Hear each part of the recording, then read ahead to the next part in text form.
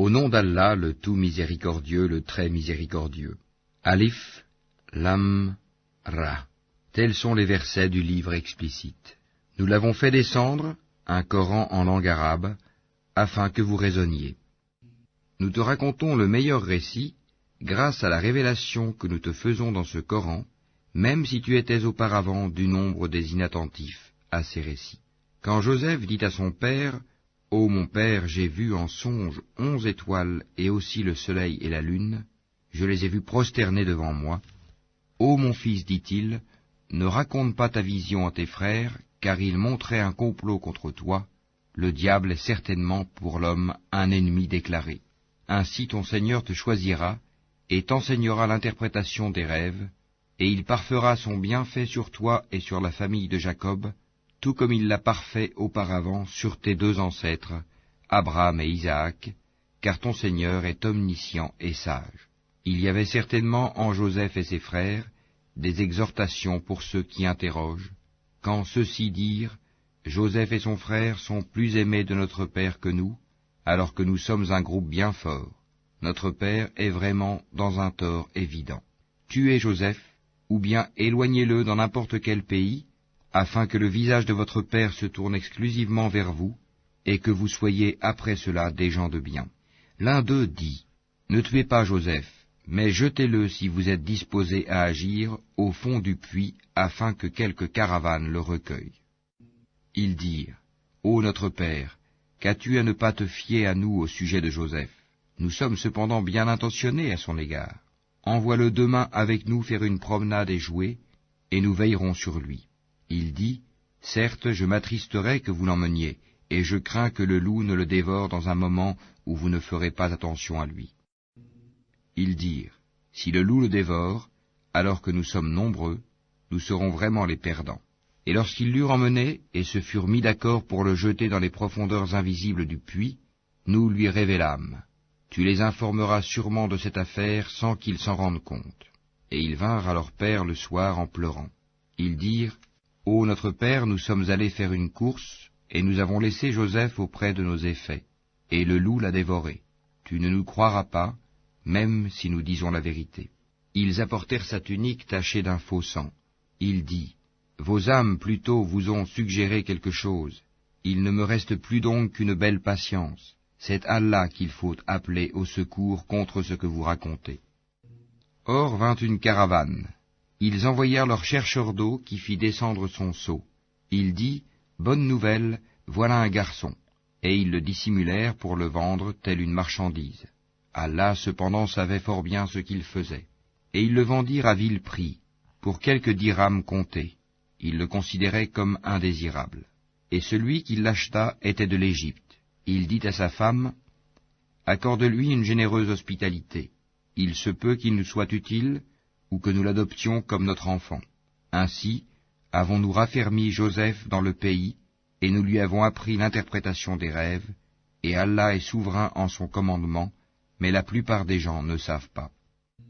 Et quand il eut atteint sa maturité, nous lui accordâmes sagesse et savoir, c'est ainsi que nous récompensons les bienfaisants. Or celle, Zulika, qui l'avait reçu dans sa maison, essaya de le séduire, et elle ferma bien les portes et dit, viens, je suis prête pour toi. Il dit, qu'Allah me protège, c'est mon maître qui m'a accordé un bon asile, vraiment les injustes ne réussissent pas. Et elle le désira, et il l'aurait désiré n'eût été ce qu'il vit comme preuve évidente de son Seigneur. Ainsi nous avons agi pour écarter de lui le mal et la turpitude. Il était certes un de nos serviteurs élus. Et tous deux coururent vers la porte, et elle lui déchira sa tunique par derrière. Ils trouvèrent le mari de cette femme à la porte. Elle dit, quelle serait la punition de quiconque a voulu faire du mal à ta famille, sinon la prison ou un châtiment douloureux? Joseph dit, c'est elle qui a voulu me séduire, et un témoin de la famille de celle-ci témoigna. Si sa tunique à lui est déchirée par devant, alors c'est elle qui dit la vérité, tandis qu'il est du nombre des menteurs. Mais si sa tunique est déchirée par derrière, alors c'est elle qui mentit, tandis qu'il est du nombre des véridiques. Puis, quand il, le mari, vit la tunique déchirée par derrière, il dit, c'est bien de votre ruse de femme. Vos ruses sont vraiment énormes. Joseph ne pense plus à cela, et toi, femme, implore le pardon pour ton péché, car tu es fautive. Et dans la ville, des femmes dirent, la femme d'Al-Aziz essaye de séduire son valet. Il l'a vraiment rendue folle d'amour. Nous la trouvons certes dans un égarement évident. Lorsqu'elle eut entendu leur fourberie, elle leur envoya des invitations et prépara pour elles une collation. Et elle remit à chacune d'elles un couteau. Puis elle dit, sors devant elle, Joseph. Lorsqu'elles le virent, elles l'admirèrent, se coupèrent les mains et dirent, à Allah ne plaise, ce n'est pas un être humain, ce n'est qu'un ange noble. Elle dit, voilà donc celui à propos duquel vous me blâmiez. J'ai essayé de le séduire, mais il s'en défendit fermement. Or s'il ne fait pas ce que je lui commande, il sera très certainement emprisonné et sera certes parmi les humiliés. Il dit, ô mon Seigneur, la prison m'est préférable à ce à quoi elle m'invite. Et si tu n'écartes pas de moi leurs ruses, je pencherai vers elles et serai du nombre des ignorants, des pécheurs. Son Seigneur l'exauça donc, et éloigna de lui leurs ruses. C'est lui vraiment qui est l'audient et l'omniscient. Puis, après qu'ils eurent vu les preuves de son innocence, il leur sembla qu'ils devaient l'emprisonner pour un temps. 2 valets entrèrent avec lui en prison. L'un d'eux dit, « Je me voyais en rêve pressant du raisin. » Et l'autre dit, « Et moi je me voyais portant sur ma tête du pain dont les oiseaux mangeaient. Apprends-nous l'interprétation de nos rêves, nous te voyons au nombre des bienfaisants. » La nourriture qui vous est attribuée ne vous parviendra point, dit-il, que je ne vous ai avisé de son interprétation de votre nourriture avant qu'elle ne vous arrive. Cela fait partie de ce que mon Seigneur m'a enseigné. Certes, j'ai abandonné la religion d'un peuple qui ne croit pas en Allah et qui nie la vie future. Et j'ai suivi la religion de mes ancêtres, Abraham, Isaac et Jacob. Il ne nous convient pas d'associer à Allah quoi que ce soit. Ceci est une grâce d'Allah sur nous et sur tout le monde, mais la plupart des gens ne sont pas reconnaissants. Ô mes 2 compagnons de prison, qui est le meilleur, des seigneurs éparpillés, ou Allah, l'unique, le dominateur suprême? Vous n'adorez en dehors de lui que des noms que vous avez inventés, vous et vos ancêtres, et à l'appui desquels Allah n'a fait descendre aucune preuve. Le pouvoir n'appartient qu'à Allah. Il vous a commandé de n'adorer que lui. Telle est la religion droite, mais la plupart des gens ne savent pas. Ô mes 2 compagnons de prison, l'un de vous donnera du vin à boire à son maître. Quant à l'autre, il sera crucifié et les oiseaux mangeront de sa tête. L'affaire sur laquelle vous me consultez est déjà décidée.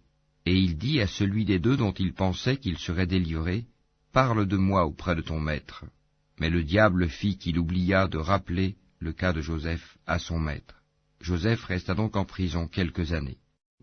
Et le roi dit, « En vérité, je voyais en rêve 7 vaches grasses mangées par 7 maigres, et 7 épis verts, et autant d'autres secs. Ô conseil de notables, donnez-moi une explication de ma vision, si vous savez interpréter le rêve. » Ils dirent, « C'est un amas de rêves, et nous ne savons pas interpréter les rêves. » Or, celui des 2 qui avait été délivré, et qui après quelque temps se rappela, dit, « Je vous en donnerai l'interprétation, envoyez-moi donc. » Ô toi, Joseph, le véridique, éclaire-nous au sujet de 7 vaches grasses que mangent 7 très maigres, et 7 épis verts, et autant d'autres secs, afin que je retourne aux gens et qu'ils sachent l'interprétation exacte du rêve. Alors Joseph dit, « Vous sèmerez pendant 7 années consécutives. Tout ce que vous aurez moissonné, laissez-le en épis, sauf le peu que vous consommerez. Viendront ensuite 7 années de disette, qui consommeront tout ce que vous aurez amassé pour elles, sauf le peu que vous aurez réservé comme semence. Puis viendra après cela 1 année, où les gens seront secourus par la pluie et iront au pressoir. » Et le roi dit, « Amenez-le-moi. » Puis lorsque l'émissaire arriva auprès de lui, Joseph dit, « Retourne auprès de ton maître et demande-lui quelle était la raison qui poussa les femmes à se couper les mains. Mon Seigneur connaît bien leurs ruses. » Alors le roi leur dit, « Qu'est-ce donc qui vous a poussé à essayer de séduire Joseph ?»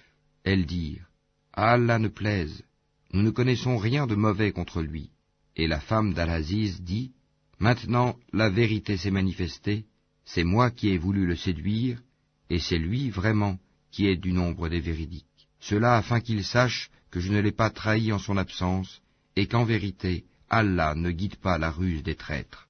Je ne m'innocente cependant pas, car l'âme est très incitatrice au mal, à moins que mon Seigneur, par miséricorde, ne la préserve du péché. Mon Seigneur est certes pardonneur et très miséricordieux. Et le roi dit, Amenez-le-moi, je me le réserve pour moi-même. Et lorsqu'il lui eut parlé, il dit, Tu es dès aujourd'hui près de nous, en une position d'autorité et de confiance. Et Joseph dit, Assigne-moi les dépôts du territoire, je suis bon gardien et connaisseur. Ainsi avons-nous affermi l'autorité de Joseph dans ce territoire, et il s'y installait là où il voulait. Nous touchons de notre miséricorde qui nous voulons, et ne faisons pas perdre aux hommes de bien le mérite de leurs œuvres. Et la récompense de l'au-delà est meilleure pour ceux qui ont cru et ont pratiqué la piété. Et les frères de Joseph vinrent et entrèrent auprès de lui. Il les reconnut, mais eux ne le reconnurent pas. Et quand il leur eut fourni leurs provisions, il dit, Amenez-moi un frère que vous avez de votre père. Ne voyez-vous pas que je donne la pleine mesure et que je suis le meilleur des hôtes? Et si vous ne me l'amenez pas, alors il n'y aura plus de provisions pour vous chez moi, et vous ne m'approcherez plus. Ils dirent, Nous essaierons de persuader son père.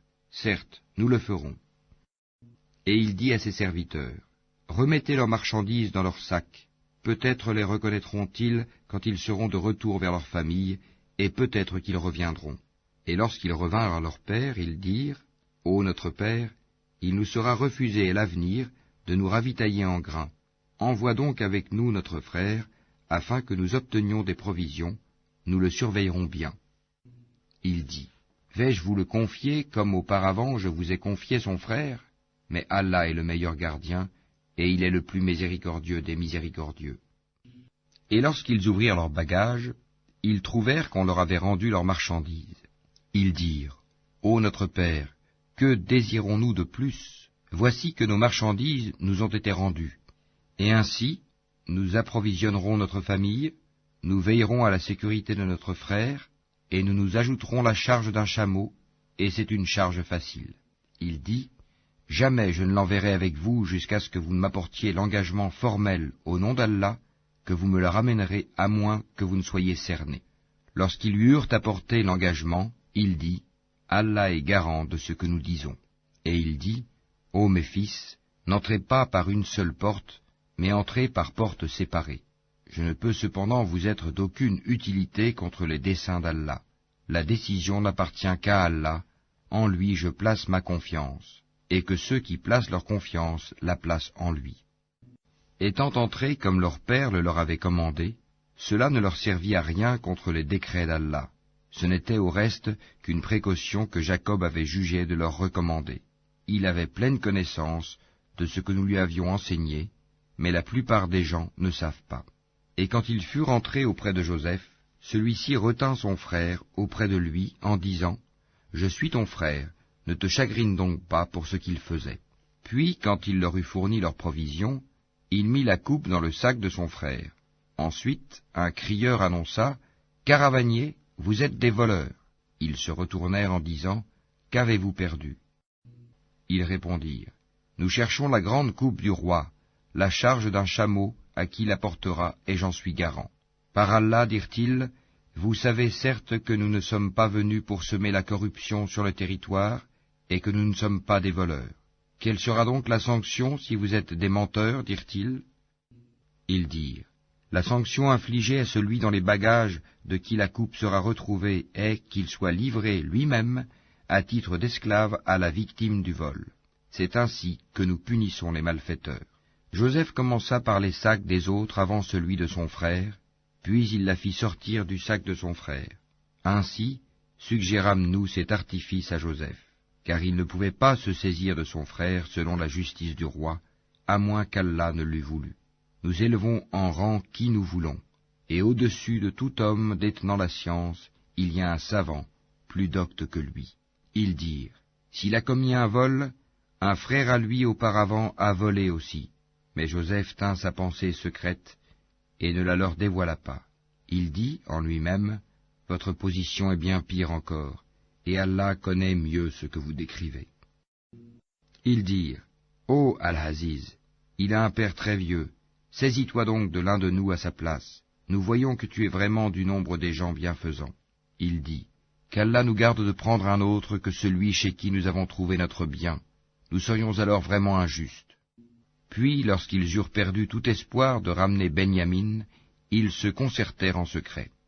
Leur aîné dit, ne savez-vous pas que votre père a pris de vous un engagement formel au nom d'Allah, et que déjà vous y avez manqué autrefois à propos de Joseph? Je ne quitterai point le territoire jusqu'à ce que mon père me le permette, ou qu'Allah juge en ma faveur, et il est le meilleur des juges. Retournez à votre père et dites, ô notre père, ton fils a volé, et nous n'attestons que ce que nous savons, et nous n'étions nullement au courant de l'inconnu.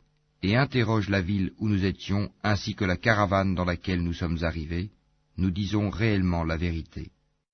Alors Jacob dit, vos âmes plutôt vous ont inspiré d'entreprendre quelque chose.